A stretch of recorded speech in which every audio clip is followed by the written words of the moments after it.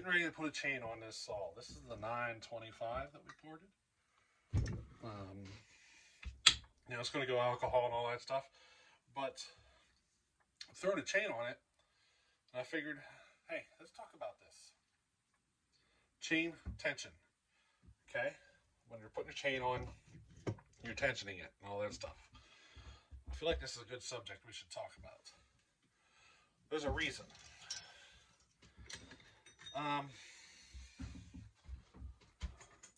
We all know what happens when your chain's too loose. It starts flopping around on you and all sorts of stuff. But what if your chain's too tight? You ever thought about it? There we go.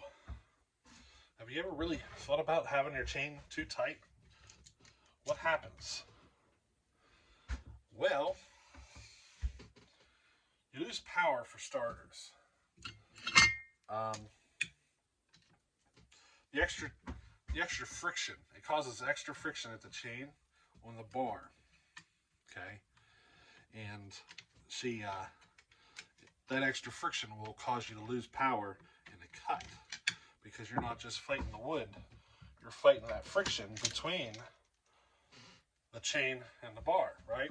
But how do you know? How do you know it's too much, right? Well, I kind of have my own method of doing it.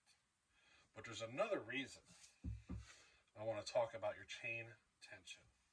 Okay? It has to do with your bearing load. If you run your chain too tight, in fact, let me get a bearing here.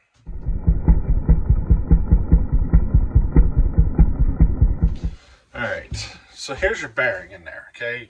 Your crankshaft's coming out, like so. And basically your chain is pulling on your crankshaft and putting load on the bearing, right? So if you run a tight chain, the friction between the bearing and the race, grab a piece of sandpaper and rub it on a piece of wood with no pressure. It's not going to create much friction, is it? Much heat energy is what I'm talking about. Well, what if you start pushing on it? You're going to start removing more material. What if you push even harder?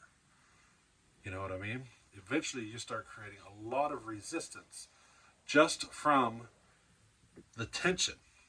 So to think about it, what's happening in your bearing as you tighten that chain up, you're putting more and more load on the bearing, right? Good. Well, just remember if you're trying to put a longer bar on a smaller saw, you have a bearing that's built to handle a bar of certain size. So if you start running longer bar with more chain and everything, it's going to put more load on that bearing. Now, there's something you can do to help ease that. All right, so you see how the chain kind of sag in there a little bit. We don't want it to sag like that. So let me tighten this up. See how she's tightening up? See, it just started making contact. See it? There's just a tiny bit of friction there. But when I lift the bar a little bit, you see it? It drops just a little bit. See it? I want to give it another little bit.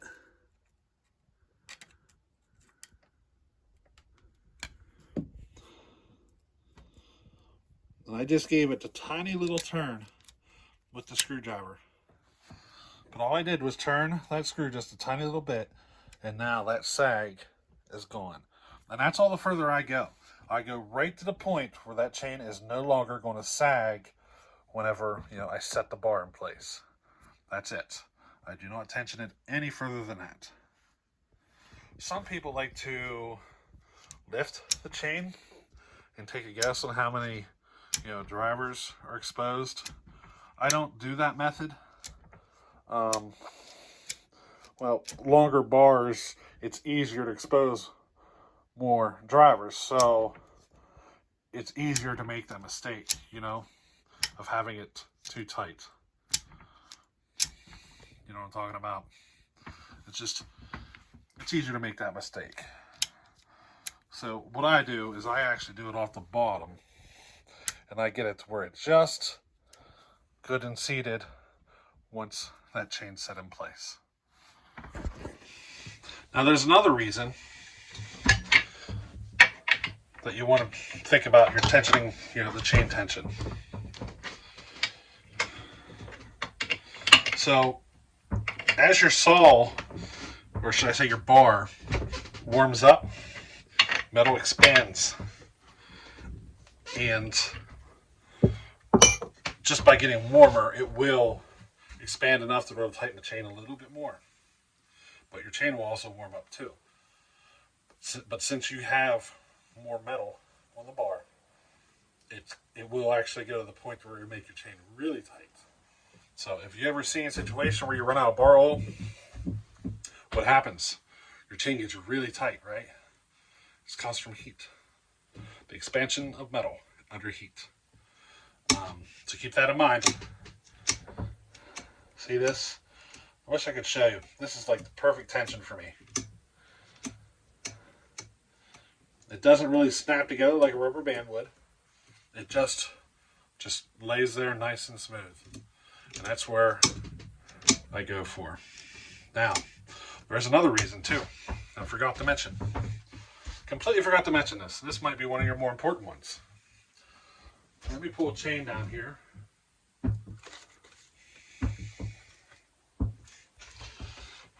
So here's your chain. See your drivers? You see this hook that's in your drivers? You'll actually get chips to build up in here when you're cutting. They will build up in here. If you've ever been cutting and just because of the volume of chips you got, it'll jam up your bar, well, your chips get in here and it can jam it up. But if you leave your chain just right at the tension, you'll have enough play to allow for that little bit of extra, those little bit of extra wood chips getting in there, and you're allowed to keep turning to clear the chips.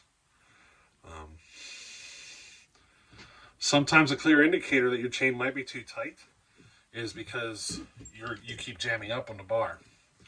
You don't have enough room in here to allow chips to gather and clear.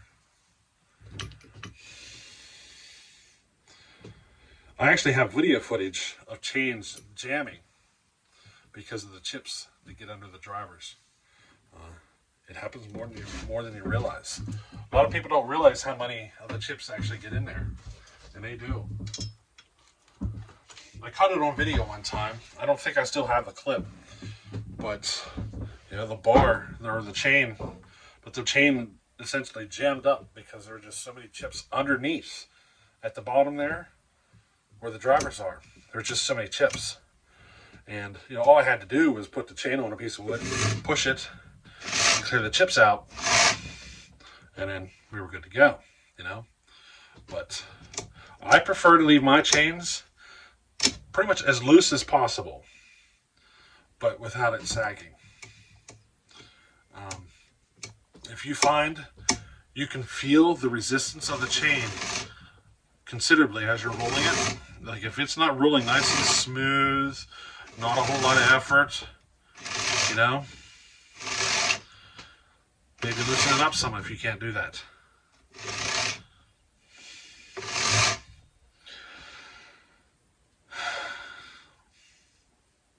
But just a little video on your chain tensioning. That's how I do it. Some people do prefer them tighter. Some people prefer them looser. If you're running a hard nose bar, like on some of these old vintage bars, there's no sprocket tip on them. You have to run them a little looser.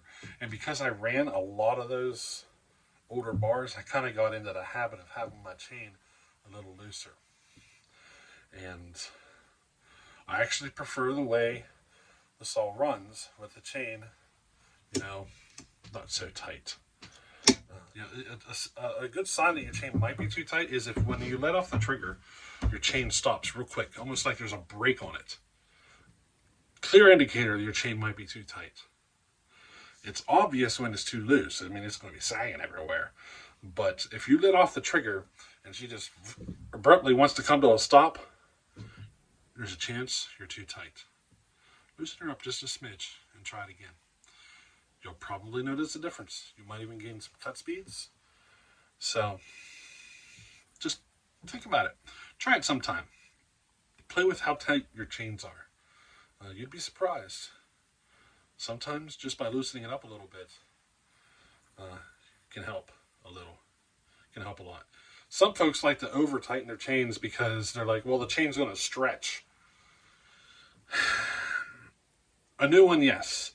But if you consistently tighten your chain a lot, you're going to be creating heat. And heat will cause the chain to stretch easier. So sometimes tightening it too much consistently over time can actually, cause some issues too. So the best way I can explain it. So I think that's about the best I can explain it. There's probably folks out there that can explain it more, but don't over tighten your chains. Pay close attention to it. Don't let that thing behave like it's a chain break. It should come to a nice, smooth stop. It shouldn't have an abrupt stop when you let off the trigger. You know what I mean? If it does, just loosen it up a little bit.